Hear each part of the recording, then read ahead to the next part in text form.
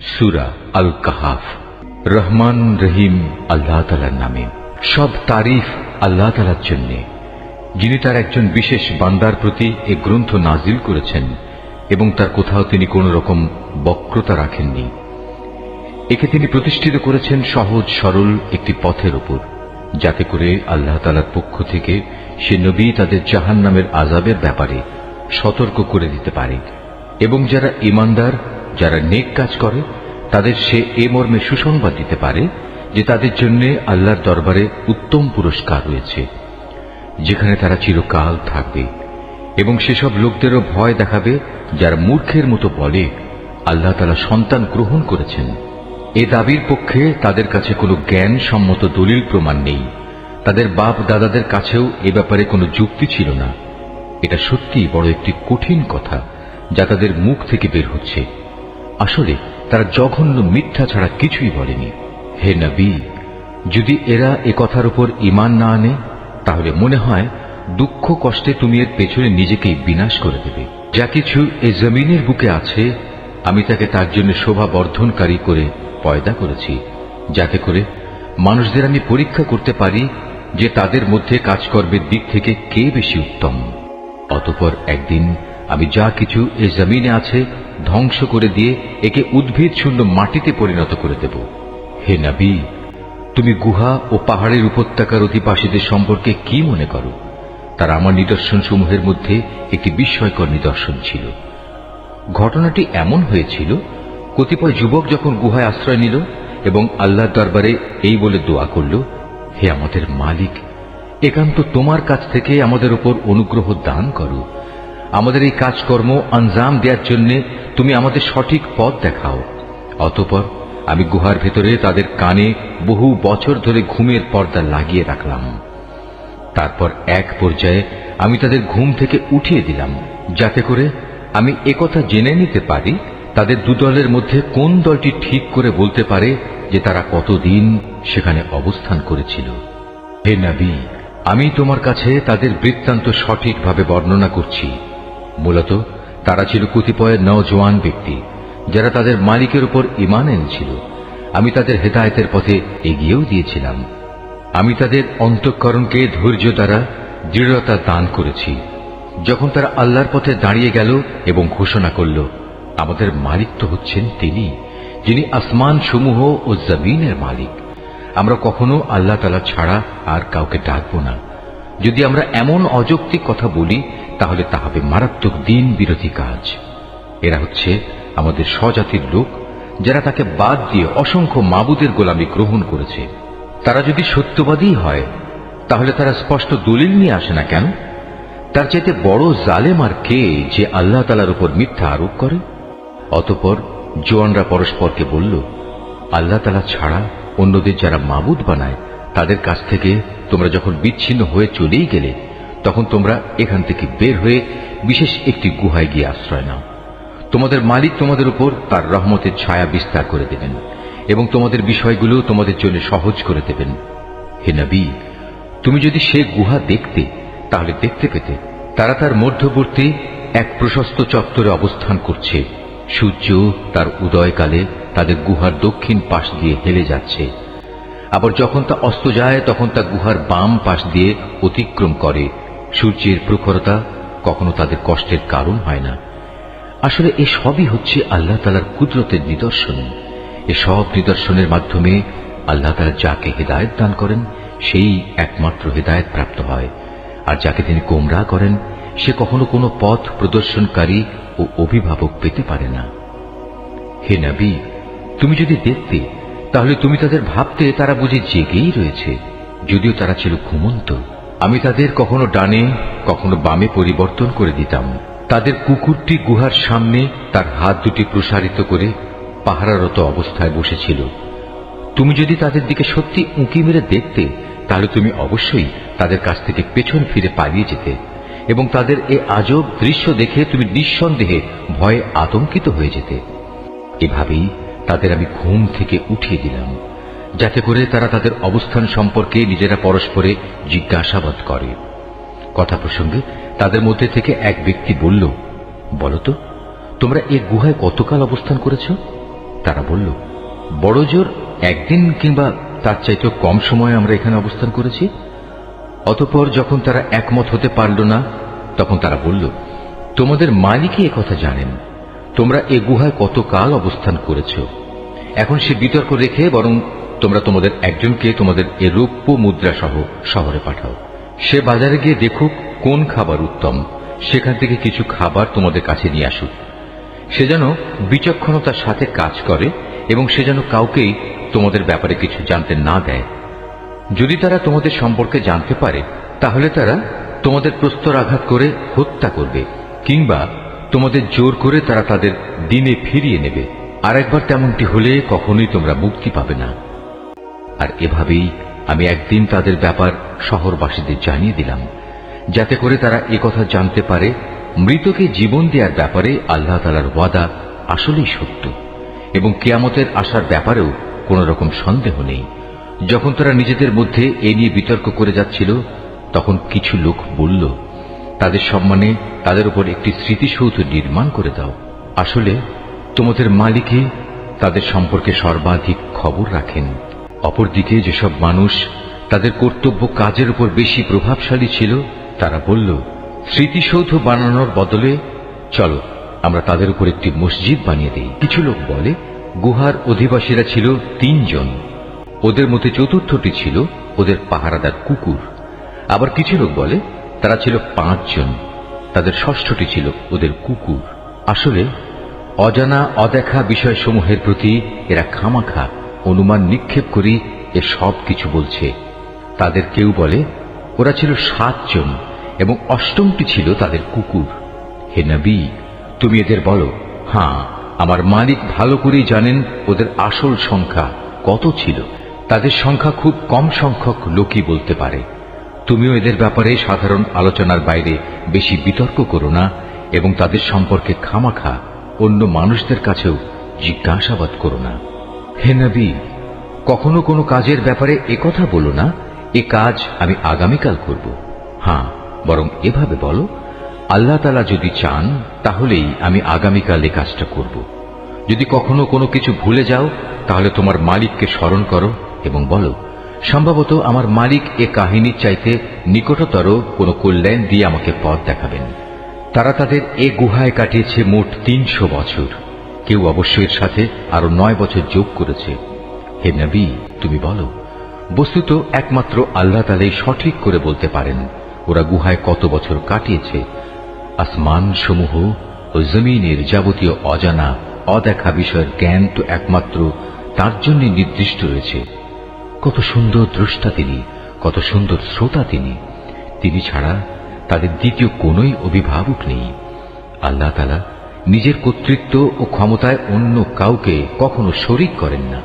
হে নবী, তোমার উপর তোমার মালিকের যে কিতাব নাজিল করা হয়েছে তা তুমি তেলাওয়াত করতে থাকো। তার কিতাবে বর্ণিত কথাবার্তা রদবদল করার কেউই নেই। তিনি ছাড়া তুমি আর কোনোই আশ্রয়স্থল পাবে না। হে নবী, তুমি নিজেকে সদা সেসব মানুষদের সাথে রেখে চলবে যারা সকাল সন্ধ্যায় তাদের মালিককে ডাকে, তারা একমাত্র তাঁরই সন্তুষ্টি কামনা করে, এবং কখনো তাদের কাছ থেকে তোমার স্নেহের দৃষ্টি ফিরিয়ে নিও না। কখনো এমন কোন ব্যক্তির কথা মতো চলো না যার অন্তঃকরণকে আমি আমার স্মরণ থেকে গাফেল করে দিয়েছি। আর যে ব্যক্তি নিজের প্রবৃত্তির গোলামি করতে শুরু করেছে এবং যার কার্যকলাপ আল্লাহ তাআলার সীমানা লঙ্ঘন করেছে। হে নবী, তুমি বলো, এ সত্য দিন তোমাদের মালিকের পক্ষ থেকে এসেছে। সুতরাং যার ইচ্ছা সে এর উপর ঈমান আনুক, আর যার ইচ্ছা সে তা অস্বীকার করুক। আমি তো এই অস্বীকারী জালেমদের জন্য এমন এক আগুন প্রস্তুত করে রেখেছি যার বেষ্টনী তাদের পুরোপুরি পরিবেষ্টন করে রাখবে।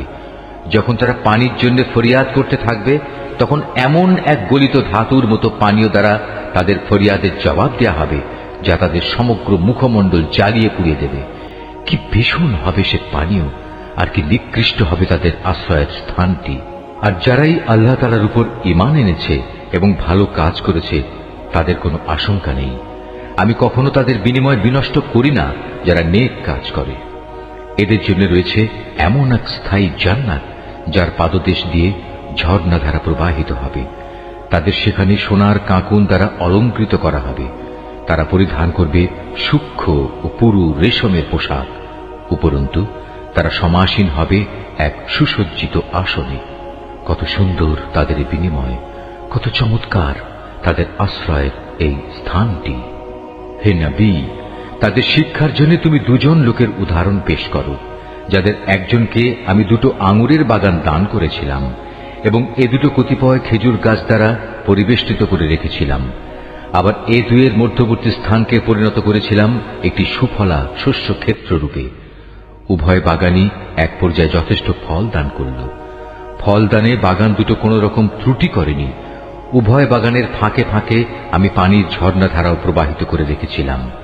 এক পর্যায়ে তার অনেক ফল হয়ে গেল। অতঃপর একদিন সে তার সাথীকে কথা প্রসঙ্গে বলল, দেখো, আমি ধন সম্পদের দিক থেকে তোমার চাইতে যেমন বড়, তেমনি জনবলেও আমি তোমার চাইতে বেশি শক্তিশালী। নিজের শক্তি সামর্থ্যের ব্যাপারে বাড়াবাড়ি করতে করতে সে নিজের বাগানে গিয়ে প্রবেশ করল এবং বলল, আমি ভাবতেই পাচ্ছি না এ বাগানের সৌন্দর্য কোনোদিন নিঃশেষ হয়ে যাবে। আমি এও মনে করি না একদিন এসব ধ্বংস হয়ে কিয়ামত প্রতিষ্ঠিত হবে এবং কিয়ামতের পর আমাকে যদি আমার মালিকের সামনে ফিরিয়ে নেওয়াও হয়, তাহলে এর চাইতে উৎকৃষ্ট কোনো কিছু আমি সেখানে পাব।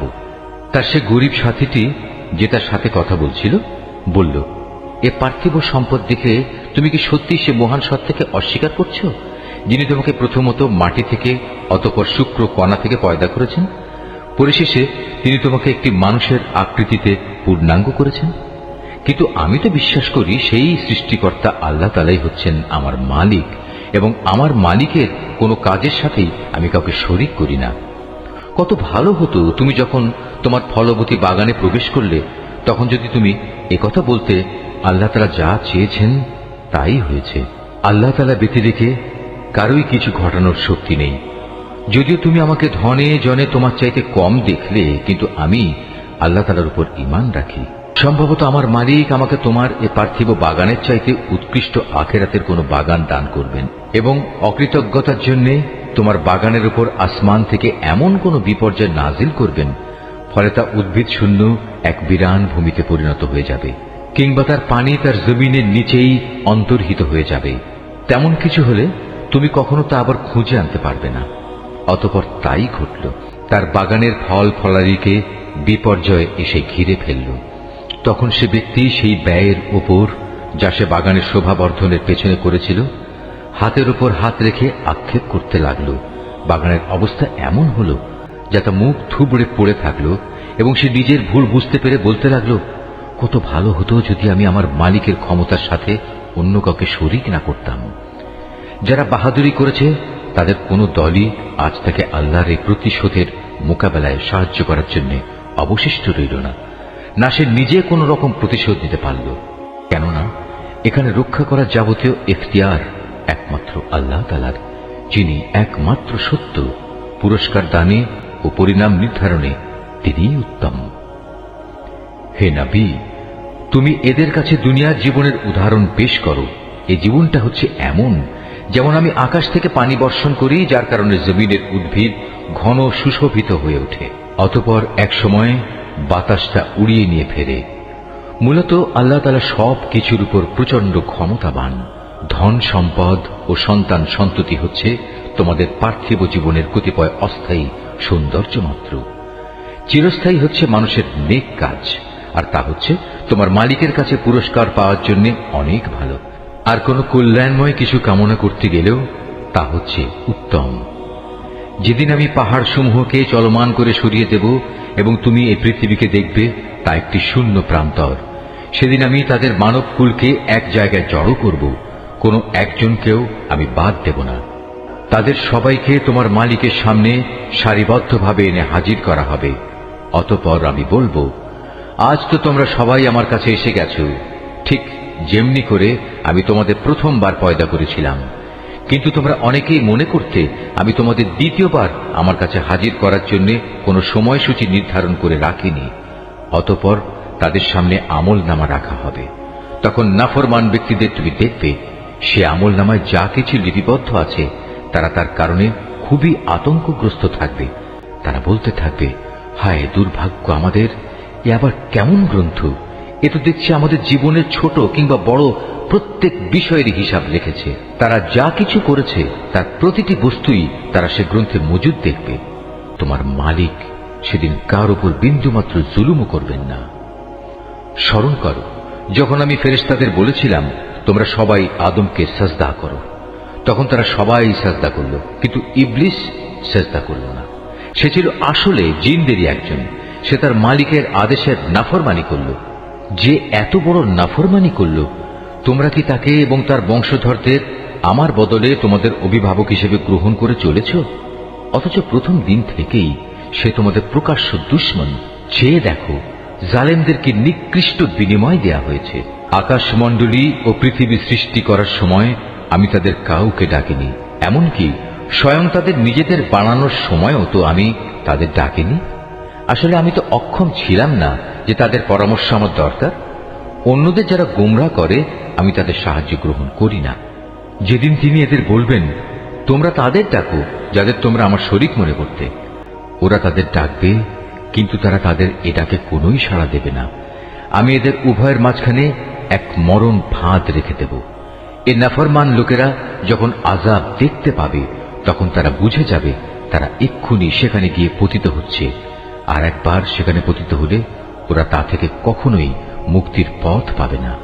আমি মানুষের বোঝার জন্য এই কোরআনে সব ধরনের উপমা ও উদাহরণ বিশদভাবে বর্ণনা করেছি, কিন্তু মানুষের অধিকাংশই এ নিয়ে তর্ক করে।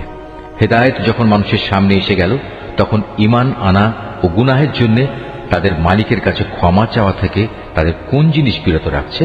তারা সম্ভবত পূর্ববর্তী মানুষদের অবস্থা তাদের কাছে এসে পৌঁছানোর কিংবা আমার আযাব তাদের সামনে এসে হাজির হবার অপেক্ষা করছে। আমি তো রসুলদের পাঠাই যে তারা মানুষদের জন্য জান্নাতের সুসংবাদবাহী ও জাহান্নামের সতর্ককারী হবে, কিন্তু যারা কুফরি করেছে তারা ছোটখাটো বিষয় নিয়ে ঝগড়া শুরু করে যাতে তারা সত্যকে ব্যর্থ করে দিতে পারে। মূলত তারা আমার আয়াতসমূহকে এবং যেসব বিষয় দিয়ে তাদের জাহান্নাম থেকে সতর্ক করা হয়েছিল তাকে বিদ্রূপের বিষয়ে পরিণত করে নিয়েছে। তার চেয়ে বড় জালেম আর কে আছে যাকে তার মালিকের আয়াতসমূহ স্মরণ করিয়ে দেয়া হচ্ছে এবং সে এর থেকে মুখ ফিরিয়ে নিচ্ছে। সর্বোপরি যা কিছু গুনাহের বোঝা তার হাত দুটো অর্জন করেছে সে তা ভুলে যায়। আমি তাদের অন্তরের উপর জাহেলিয়াতের আবরণ লাগিয়ে দিয়েছি যেন তারা সত্য দিন বুঝতে না পারে। এমনি ভাবে তাদের কানেও এক ধরনের কঠিন বস্তু ঢেলে দিয়েছি, এ কারণে তারা সত্য কথা শুনতে পায় না।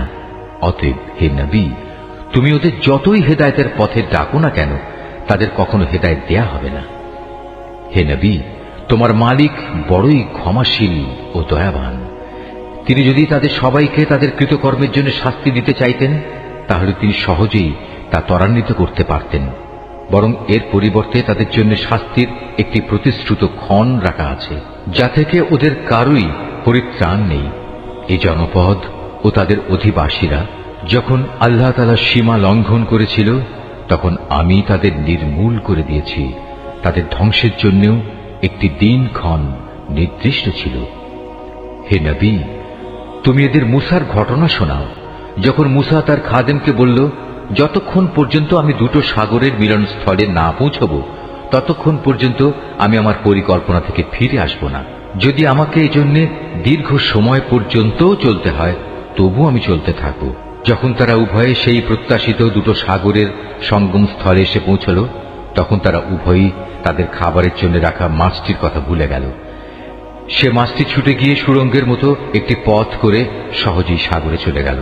যখন তারা আরো কিছু দূর এগিয়ে গেল তখন সে তার খাদেমকে বলল, এবার আমাদের নাস্তা নিয়ে এসো, আমরা আজকের সফরে সত্যি ভারী ক্লান্ত হয়ে পড়েছি। সে বলল, তুমি কি দেখোনি আমরা যখন শিলাখণ্ডের পাশে বিশ্রাম করছিলাম তখন আমি মাছের কথা ভুলেই গিয়েছিলাম। আসলে শয়তানি আমাকে ভুলিয়ে দিয়েছে যে আমি তার কথাটা স্মরণ রাখব। আর সে মাছটিও কি আশ্চর্যজনক পদ্ধতিতে নিজের পথ ধরে সাগরের দিকে নেমে গেল। সে বলল, হ্যাঁ, এই তো হচ্ছে সেই জায়গা যে স্থানটির আমরা সন্ধান করছিলাম। মাছটি চলে যাওয়ার জায়গাই হচ্ছে সাগরের মিলনস্থল। অতঃপর তারা নিজেদের পথের চিহ্ন ধরে ফিরে চলল। এরপর তারা সেখানে পৌঁছলে তারা আমার বান্দাদের মাঝ থেকে একজন পুণ্যবান বান্দাকে সেখানে পেল, যাকে আমি আমার অনুগ্রহ দান করেছি। উপরন্তু তাকে আমি আমার কাছ থেকে বিশেষ জ্ঞান দান করেছিলাম। মুসা তাকে বলল, আমি কি তোমার অনুসরণ করতে পারি, যাতে করে আল্লাহ তাআলার কাছ থেকে যে জ্ঞান তোমাকে শেখানো হয়েছে তার কিছু অংশ তুমি আমাকে শেখাতে পারো? সে বলল, হ্যাঁ পারো, তবে আমার সাথে থেকে তা তুমি কখনো ধৈর্য ধারণ করতে পারবে না। অবশ্য এটাও ঠিক, যে বিষয়ে তোমার জ্ঞান সীমার বাইরে তার উপর তুমি ধৈর্য ধরবেই বা কি করে? সে বলল, আল্লাহ তাআলা যদি চান তাহলে তুমি আমাকে ধৈর্যশীল হিসেবেই পাবে, আমি তোমার কোনো আদেশেরই বরখেলাপ করব না। সে বলল, আচ্ছা, যদি তুমি আমাকে অনুসরণ করোই তাহলে কোনো বিষয় নিয়ে আমাকে কিছু জিজ্ঞেস করবে না, যতক্ষণ না সে কথা আমি নিজেই তোমাকে বলে দেব। অতঃপর তারা দুজন পথ চলতে শুরু করল। নদীর পাড়ে এসে উভয়ই একটি নৌকায় আরোহণ করল। নৌকায় উঠেই সে তাতে ছিদ্র করে দিল। সে বলল, তুমি কি এজন্য তাতে ছিদ্র করে দিলে যেন এর আরোহীতে তুমি ডুবিয়ে দিতে পারো? তুমি সত্যি এক গুরুতর অন্যায় কাজ করেছ। মুসার কথা শুনে সে বলল, আমি কি তোমাকে একথা বলিনি, আমার সাথে থেকে তুমি কখনো ধৈর্য ধারণ করতে পারবে না? সে বলল, আমি যে ভুল করেছি সে ব্যাপারে তুমি আমাকে পাকড়াও করো না, এবং এ ব্যাপারে আমার উপর বেশি কঠোরতাও আরোপ করো না। আবার তারা পথ চলতে শুরু করল। কিছুদূর গিয়ে তারা উভয়ে একটি কিশোর বালক পেল। সাথে সাথে সে তাকে হত্যা করে ফেলল। এ কাজ দেখে সে বলল, তুমি তো কোন রকম হত্যার অপরাধ ছাড়াই একটি নিষ্পাপ জীবনকে বিনাশ করলে। তুমি সত্যি একটা গুরুতর অন্যায় কাজ করে ফেলেছ। সে বলল, আমি কি তোমাকে একথা বলিনি যে তুমি আমার সাথে থেকে ধৈর্য ধরতে পারবে না? সে বলল, যদি এরপর আর একটি কথাও আমি তোমাকে জিজ্ঞেস করি তাহলে তুমি আমাকে তোমার সাথে রেখো না। অবশ্য এখন তো তুমি আমার পক্ষ থেকে ওজর পেশ করার প্রান্ত সীমায় পৌঁছে গেছো। আবার তারা চলতে শুরু করল। কিছুদূর এগিয়ে তারা জনপদের অধিবাসীদের কাছে পৌঁছল। সেখানে পৌঁছে তারা সেই জনপদের অধিবাসীদের কাছে কিছু খাবার চাইল, কিন্তু তারা তাদের মেহমানদারি করতে অস্বীকার করল। অতঃপর সেখানে তারা একটি পতনোন্মুখ পুরনো প্রাচীর দেখতে পেল। সে প্রাচীরটা সোজা করে দিল। সে বলল, তুমি চাইলে তো এদের কাছ থেকে এর উপর কিছু পারিশ্রমিক গ্রহণ করতে পারতে। সে বলল, বেশ, এখানেই তোমার আমার মধ্যে বিচ্ছেদ হয়ে গেল, কিন্তু তার আগে যেসব কথার ব্যাপারে তুমি আমার সাথে ধৈর্য ধরে থাকতে পারোনি তার ব্যাখ্যা আমি তোমাকে বলে দিতে চাই। প্রথম ঘটনাটি হচ্ছে নৌকা সম্পর্কিত। মূলত তা ছিল কয়েকজন গরিব মানুষের মালিকানাধীন। তারা এটা দিয়ে সমুদ্রে জীবিকা অন্বেষণের কাজ করত, কিন্তু আমি নৌকাটিতে একটা ছিদ্র করে তাকে ত্রুটিযুক্ত করে দিতে চাইলাম, কারণ তাদের সামনেই ছিল এমন এক বাদশা যে ত্রুটিবিহীন যে নৌকাই পেত তা বল প্রয়োগে ছিনিয়ে নিত। আর হ্যাঁ, সে কিশোরটির ঘটনা। তার পিতামাতা উভয় ছিল মোমেন। আমি আশঙ্কা করলাম বড় হয়ে সে এদের দুজনকেই আল্লাহর নাফরমানি ও কুফর দ্বারা বিভ্রান্ত করে দেবে। আমি চাইলাম তাদের মালিক তার বদলে তাদের এমন একটি সন্তান দান করবেন যে দিনদারি ও রক্তের সম্পর্ক রক্ষার ব্যাপারে তা চাইতে অনেক ভালো প্রমাণিত হবে। সর্বশেষ ওই যে প্রাচীরটির ব্যাপার, আসলে তা ছিল শহরের দুটি এতিম বালকের। এর নিচেই তাদের জন্য রক্ষিত ছিল গুপ্ত ধনভাণ্ডার। ওদের পিতা ছিল একজন নেককার ব্যক্তি। এই কারণেই তোমার মালিক চাইলেন ওরা বয়ঃপ্রাপ্ত হোক এবং তাদের সে ভাণ্ডার থেকে তারা সম্পদ বের করে আনুক। এই প্রাচীরটাকেই আমি তাদের বড় হওয়া পর্যন্ত দাঁড় করিয়ে রাখতে চেয়েছিলাম। এ ছিল মূলত তোমার মালিকের অনুগ্রহ দ্বারা সম্পাদিত কতিপয় কাজ। এর কোনোটাই কিন্তু আমি আমার নিজে থেকে করিনি। আর এ হচ্ছে সেসব কাজের ব্যাখ্যা যে ব্যাপারে তুমি আমার সাথে থেকে ধৈর্য ধারণ করতে পারছিলে না। হে নবী, এরা তোমার কাছে জুলকারনাইন সম্পর্কে জানতে চায়। তুমি তাদের বলো, হ্যাঁ, আমি আল্লাহর কেতাব থেকে তার বিবরণ তোমাদের কাছে এক্ষুনি পড়ে শোনাচ্ছি। আল্লাহ তাআলা বলছেন, আমি জমিনের বুকে তাকে বিপুল রাজনৈতিক ক্ষমতা দান করেছিলাম এবং আমি তাকে এর জন্য প্রয়োজনীয় সব উপায় উপকরণও দান করেছিলাম। একবার সে সফরে বেরোবার প্রস্তুতি গ্রহণ করতে লাগলো। চলতে চলতে এমনিভাবে সে সূর্যের অস্তগমনের জায়গায় গিয়ে পৌঁছল। সেখানে গিয়ে সে সূর্যকে সাগরের কালো পানিতে ডুবতে দেখল। তার পাশে সে একটি জাতিকেও বাস করতে দেখল। আমি বললাম, হে জুলকারনাইন, এরা তোমার অধীনস্থ। তুমি ইচ্ছে করলে তাদের শাস্তি দিতে পারো অথবা তাদের সাথে তুমি সদয় ভাব গ্রহণ করতে পারো। সে বলল, হ্যাঁ, এদের মাঝে যে আল্লাহর সাথে বিদ্রোহ করবে তাকে আমি অবশ্যই শাস্তি দেব। অতঃপর তাকে যখন তার মালিকের সামনে ফিরিয়ে নেওয়া হবে তখন তিনি তাকে আরো কঠিন শাস্তি দেবেন। অপরদিকে যে ব্যক্তি আল্লাহর উপর ঈমান আনে এবং নেক কাজ করে তার জন্য আখিরাতে থাকবে উত্তম পুরস্কার। আর আমিও তার সাথে আমার কাজকর্ম সম্পাদনের সময় একান্ত বিনম্র ব্যবহার করব। অতঃপর সে আর এক অভিযানে পথে বেরোল। এমনকি চলতে চলতে সে সূর্যোদয়ের স্থানে গিয়ে পৌঁছল। তখন সে সূর্যকে এমন একটি জাতির উপর দিয়ে উদয় হতে দেখল যাদের জন্য তার প্রখর তাপ থেকে আত্মরক্ষার জন্য আমি কোনো অন্তরাল সৃষ্টি করে রাখিনি। জুলকারনাইনের ঘটনা ছিল এরকমই। আমার কাছে সে সম্পর্কিত পুরোপুরি খবরই মজুদ আছে। অতঃপর সে আর এক অভিযানে পথে বেরোল। এমনকি পথ চলতে চলতে সে দুটো প্রাচীরের মধ্যবর্তী স্থানে গিয়ে পৌঁছল। দুই পর্বতের মধ্যবর্তী স্থানে পৌঁছে সে এমন এক সম্প্রদায়ের লোকদের পেল যারা জুলকারনাইনের কোনো কথাই তেমন বুঝতে পারছিল বলে মনে হল না।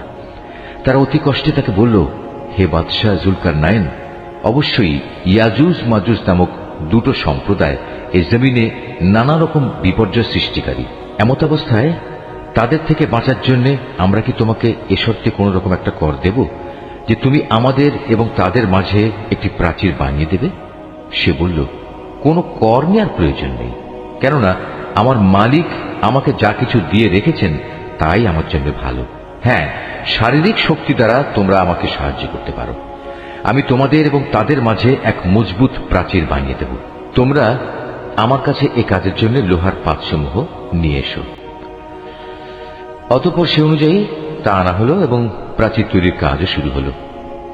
যখন মধ্যবর্তী ফাঁকা স্থানটি পূর্ণ হয়ে লৌহ স্তূপগুলো দুটো পর্বতে সমান হয়ে গেল তখন সে তাদের লক্ষ্য করে বলল, তোমরা হাঁপড়ে দম দিতে থাকো।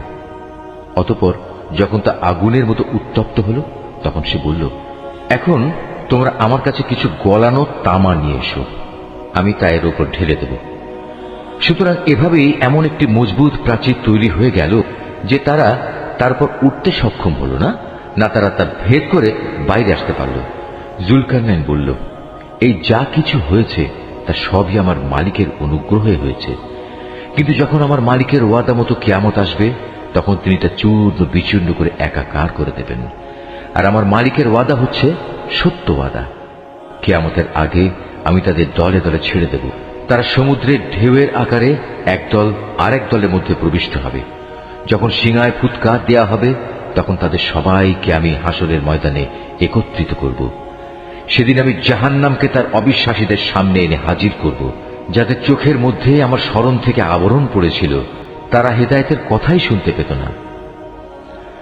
কাফেররা কি একথা মনে করে নিয়েছে যে তারা আমার বদলে আমারই কতিপয় গোলামকে অভিভাবক বানিয়ে নেবে, আর আমি এ ব্যাপারে তাদের কোনো জিজ্ঞাসাবাদই করব না? আমি তো জাহান্নামকে কাফেরদের মেহমানদারির জন্য সাজিয়ে রেখেছি। হে নবী, এদের তুমি বলো, আমি কি তোমাদের এমন লোকদের কথা বলবো যারা আমলের দিক থেকে সম্পূর্ণ ক্ষতিগ্রস্ত হয়ে পড়েছে? এরা হচ্ছে সেসব লোক যাদের সমুদয় প্রচেষ্টা এই দুনিয়ায় বিনষ্ট হয়ে গেছে, অথচ তারা মনে মনে ভাবছে তারা বুঝি ভালো কাজই করে যাচ্ছে। এরাই হচ্ছে সেসব লোক যারা তাদের মালিকের আয়াতসমূহকে অস্বীকার করে এবং অস্বীকার করে তার সাথে ওদের সাক্ষাতের বিষয়টিও। এর ফলে ওদের সব কর্মই নিষ্ফল হয়ে যায়।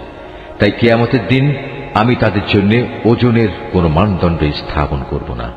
এটাই জাহান্নাম, এটাই হলো তাদের যথার্থ পাওনা, কেননা তারা স্বয়ং স্রষ্টাকে অস্বীকার করেছে। উপরন্তু তারা আমার আয়াতসমূহ ও তার বাহক রসুলদের বিদ্রুপের বিষয় হিসেবে গ্রহণ করেছে। অপরদিকে যারা আল্লাহ তাআলার উপর ঈমান এনেছে এবং সে অনুযায়ী নেক আমল করেছে তাদের মেহমানদারির জন্য জান্নাতুল ফিরদাউস সাজানো রয়েছে।